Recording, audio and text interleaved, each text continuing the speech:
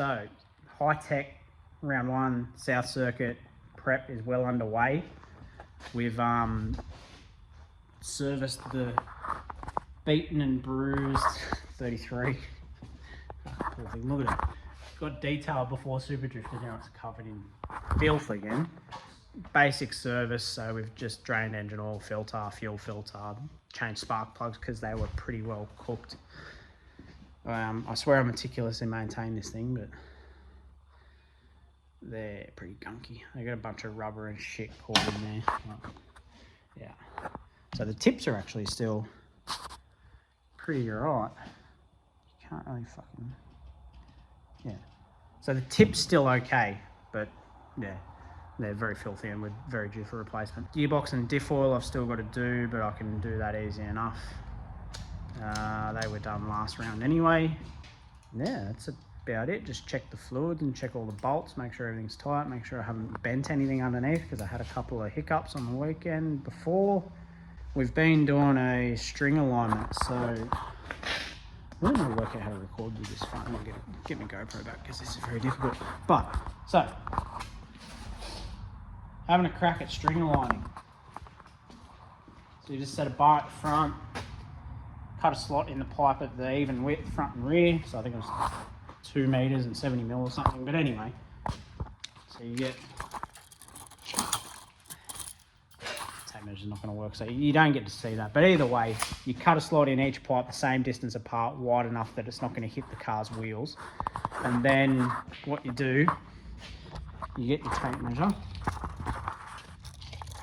and you find a square spot in the hub. So in the hub is typically a good spot, and you measure from there to the string, and then you go to the other side, do the same. You go from the hub to the string, and you do that to the rear, then you do it to the front, and that throws out the rear. So you do it to the rear again, and that throws out the front. So then you do it to the front again, and you go round and round and round until it's all square, and both sides of the rears are the same distance from the string, and both sides of the front are the same distance from the string as each other, and then you know that it is squared off with the car. Once you do that, I'm not going to show you my fancy settings because they're new and I'm trying to get more grip out of this thing, which hasn't been a great process so far. I've been getting it pretty gripped up, but I'm still not happy with it.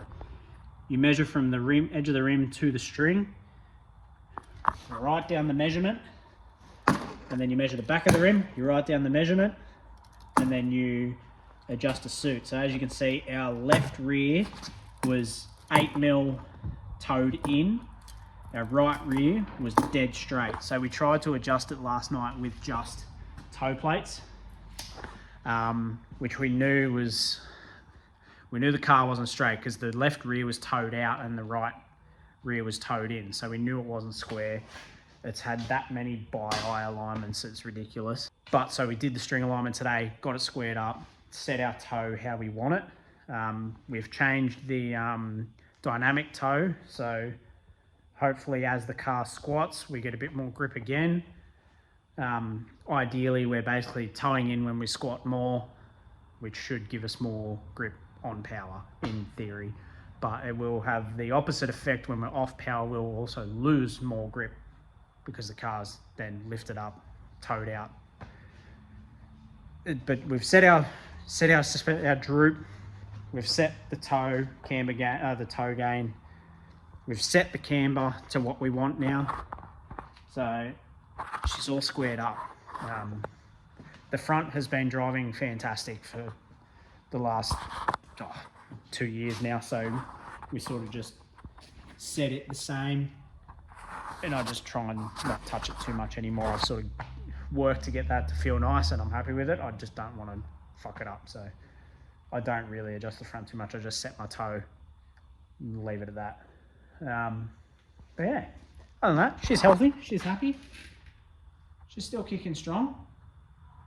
Definitely needs a bit more power. We're getting intake air temp issues, so our intake air temp sensor is there, which is the factory sensor position and the factory sensor, which is good, it reads, but when the manifold physically gets hot from radiating heat from the engine, it just naturally gets hot because it's bolted to a hot engine.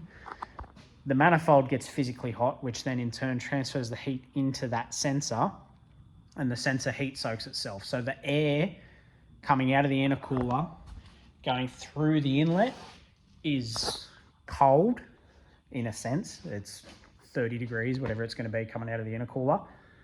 But the temp sensor is reading 60 at times because it just physically gets heat soaked by the manifold itself and reads incorrectly. We've confirmed this with an air temperature gun with Chevy. Chevy gave us a hand with that.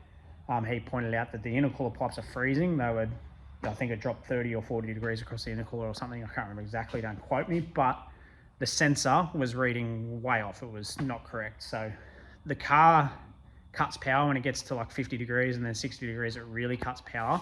Drops like, I think it's like 100 horsepower or something. Either way, it cuts the car. I can't get third gear when it does it. Which it's been fine because on the 235s, it's been able to turn them when it hits that temp.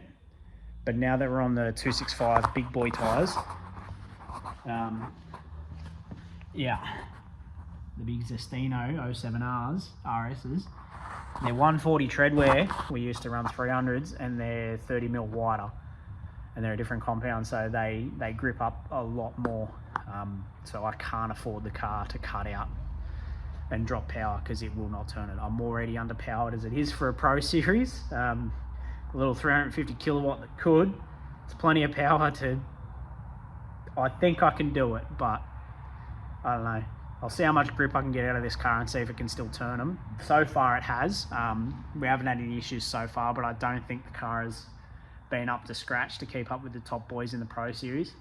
But yeah, it's going to be interesting, that's true. It's going to be a big learning curve for me. Yeah, I'm hoping, I think I can qualify, really. I think I'll be able to qualify well. Battles, I'm not sure how I'm going to go. I really want to up my chase game. I don't think that's up to scratch just yet, but give it a good crack. It's a learning year for me this year. I don't think I'll take out a podium this year, but I'll give it a good crack. I'll definitely try. But there's some big boys there that'll be able to, I think they'll just walk away with the grip that they've got. Hopefully I can utilise the lower power and grippy tyres and hopefully get some extra drive that they just can't get, but find out. There's only one way to learn. I just want to run through my sponsors for the year because they help us out a lot. I wouldn't be able to do it without them. So first of all, Sydney Truck and Trailer Repairs. They're the major sponsor for me. They've been a major sponsor for a year or two now, maybe even longer. Top bloke, Tim. He always helps out. Lets us take the truck to the events. We stock up the truck with the tyre machine. It's got a compressor. It's got inverter. Everything we need. We got a rolling workshop basically from him, thanks to him, and help elsewhere. Which, yeah, can't thank him enough. A new one for me, Mods Direct. So Anthony's reached out with some sponsorship packages, and he's given one to me, which super grateful for. Hit him up for any random parts, guys. With Mods Direct, I've actually already needed to contact them and get me some parts because one of my rotors is cracked. I don't know if you can actually see that or not, but where is it? Right there. I can't really see it. Here, where's my finger? No, you can just see it. There's a big crack in my rear brake rotor that I found at Super Drift at the start of the day. So, yeah, handbrakes were a bit sketchy when worrying about my rear brake rotor exploding on me, but it didn't. But either way, he sourced some new rear rotors. They're on their way, DBAs. So they can do Eurocars. They're updating their website. They're going to have a bunch more stuff on there. If they don't have what you're chasing, then hit them up because they can, I reckon 99% of the time, source the part that you're after. So hit them up. They're supporting us. Please go and support them. You know, it'll help them a lot and it'll help me because they'll go, hey, look at all the stuff you're bringing to us. Another return for us, High Spool Industries. So obviously, turbo stuff. He is a turbo guru. Turbo Smart, Precision, whatever you got, send it to him. He will be able to, he can rebuild them. He can get you new ones. He can get your spare parts. He can do everything. He can machine them. He can get manifolds. He can do all sorts. He actually rebuilt the old T70 Turbonetics, which I was told that you can't rebuild, and then he managed to source the parts and did it, and it was at a very reasonable price. So hit him up if you got your turbo stuff and it's breaking, or you got smoke, or you want bigger, faster. He'll give you advice, and he'll set you up on your way. He's obviously helping us out again this year. We're hoping to get a new setup at some point later in the year, maybe next year, but either way, he's helping us through it all as well. Finesse Detailing is the next one. Not that you can bloody tell at the moment, but he details the car for us. It's got a ceramic coating on it, or graphene coating, I think. But that is phenomenal. I can highly recommend getting that. I'll show you what it does. So let's go to the rear corner. So as you can see, the car's copped a hiding, but the paint